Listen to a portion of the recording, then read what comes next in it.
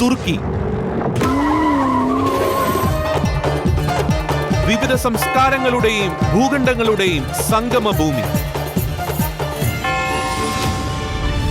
ഈശോയുടെ ശിഷ്യന്മാരുടെയും ആദിമ സഭാപിതാക്കന്മാരുടെയും ധീരരക്തസാക്ഷികളുടെയും പാദസ്പർശമേറ്റ പരിശുദ്ധ ബൈബിളിലെ ഏഷ്യ മൈനർ. വെളിപാട് പുസ്തകത്തിൽ പരാമർശിച്ചിരിക്കുന്ന 7 സഭകൾ സ്ഥിതി ചെയ്യുന്ന നാട്. ആയിരിക്കുന്നവനും ആയിരുന്നവനും വരാനിരിക്കുന്നവനും സർവശക്തനുമായ കർത്താവായ യേശുക്രിസ്തു പേരെടുത്തു പറഞ്ഞ പ്രദേശങ്ങൾ. ക്രൈസ്തവ പൈതൃകത്തിന്റെ ഈറ്റില്ലമായ ആ പുണ്യഭൂമിയിലൂടെ ഒരു യാത്ര.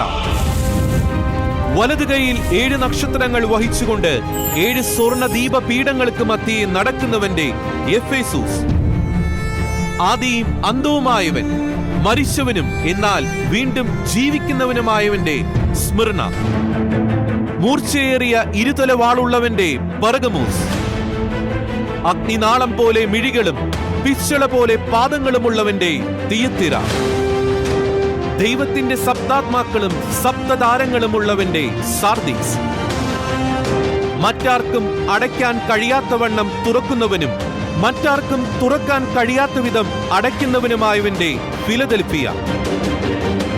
വിശ്വസ്തനും സത്യവാനുമായ സാക്ഷിയും ദൈവത്തിന്റെ സൃഷ്ടികർമ്മത്തിന്റെ ആരംഭമായിരിക്കുന്ന ആമേന്റെ ലവദോക്കിയ. പ്രബലമായ ക്രൈസ്തവ സമൂഹങ്ങൾ നിലനിന്നിരുന്ന ഈ 7 സഭകളുടെ ഇന്നത്തെ അവസ്ഥയെന്ത്? ചരിത്രത്തിൽ ആ സഭകൾക്ക് സംഭവിച്ച വീഴ്ചകൾ ഇന്നത്തെ സഭയ്ക്ക്, പ്രത്യേകിച്ച് കേരള സഭയ്ക്ക് നൽകുന്ന മുന്നറിയിപ്പുകൾ എന്തൊക്കെ? ഏഷ്യ മൈനറിലെ ക്രൈസ്തവ ഭൂരിപക്ഷ മേഖലകൾ ഇന്ന് ഇസ്ലാമിക ഭൂരിപക്ഷമായതെങ്ങനെ? ആ ചരിത്രത്തിന്റെ തനി ആവർത്തനം കേരളത്തിലും സംഭവിക്കുമോ? കേരളത്തിലെ മാധ്യമ ചരിത്രത്തിൽ ആദ്യമായി ക്രൈസ്തവ ചരിത്രമുറങ്ങുന്ന ഏഷ്യ മൈനറിന്റെ മണ്ണിലൂടെ വെളിപാടിലെ 7 സഭകളിലൂടെ ഒരു ആത്മീയ അന്വേഷണ യാത്ര. വെളിപാടിലെ 7 സഭകൾ, മുന്നറിയിപ്പുകളും തിരിച്ചറിവുകളും. Exclusively on Shekinah news. ഫെബ്രുവരി 20 മുതൽ എല്ലാ വെള്ളിയാഴ്ചകളിലും.